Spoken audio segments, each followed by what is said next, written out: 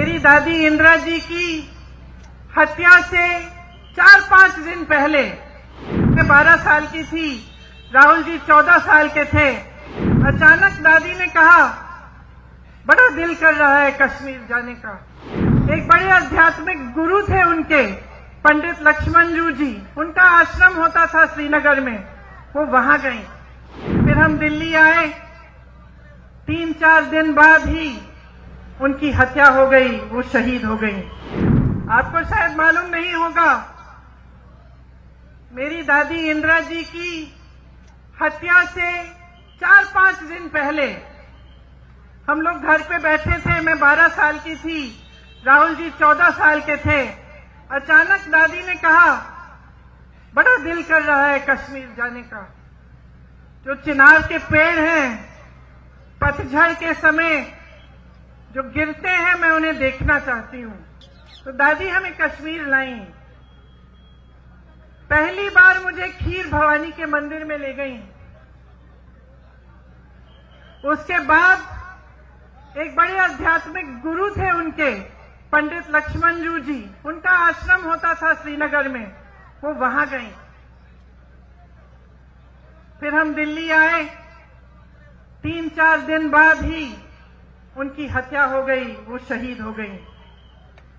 तो अक्सर मुझे लगता है कि कैसा बुलावा था ये, कि एकदम अपनी हत्या से 4-5 दिन पहले अचानक बोली, मुझे कश्मीर जाना है। ये अपनी धरती का बुलावा था।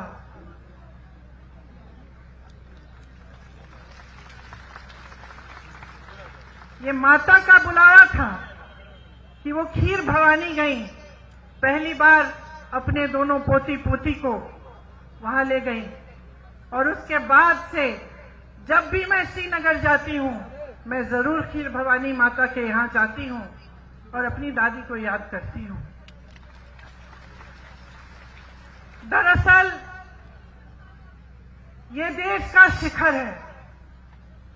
प्रकृति ने आपको सब कुछ दिया, सुंदरता, संसाधन, बड़े बड़े आध्यात्मिक गुरु जो यहां से चले और सिर्फ अपने देश भर में नहीं लेकिन दूसरे देशों तक गए और धर्म की बात की, अमन चैन की बात की।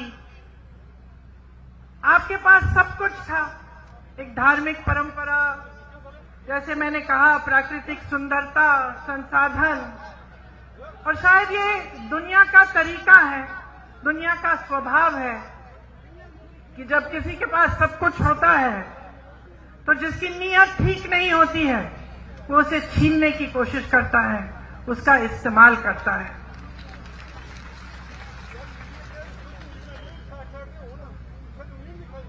एक तरह से भाजपा के नेताओं ने जम्मू और कश्मीर को अपने राजनीतिक शतरंज का मोहरा बना दिया है। यहां के लिए नीतियां नहीं बनती, आपके लिए नीतियां नहीं बनती। आपके प्रति जो नीतियां बनती हैं, वो देश में जज्बातों को उभारने के लिए, राजनीति करने के लिए बनाई जाती हैं।